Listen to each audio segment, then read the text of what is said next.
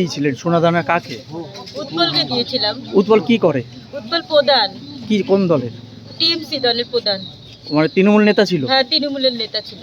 মানে কি জন্য দিয়েছিলেন? আমি টাকা ওকে, ও আমাকে জায়গা দেবে বলে আমি আজকে টাকা দিয়েছিলাম ওকে। মানে ওর নিজের জায়গা নাকি সরকারি জায়গা? সরকারি জায়গা। আচ্ছা, আপনাকে দেবে বলেছিল? হ্যাঁ হ্যাঁ, কতদিন ধরে এটা চলেছে? এটা 10 বছর হয়ে গেল।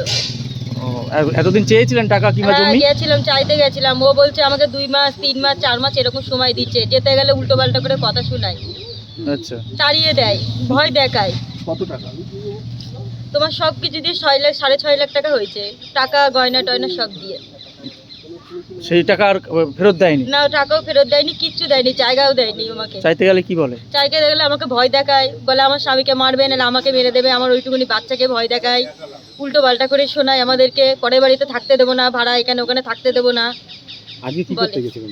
আজকে চাইতে গেছিলাম। ও বাড়িতে গিয়ে একটু ঢুকতে না ঢুকতে, কথা বলতে না বলতে ও বেরিয়ে চলে গেল গাড়ি নিয়ে। আর আমাকে বললো যা করার করে নেবে, যা করার দেখে নেবে, আমাকে তাই বলতে দিয়ে বেরিয়ে চলে গেল। দুটো কথা বললো না আমার সাথে।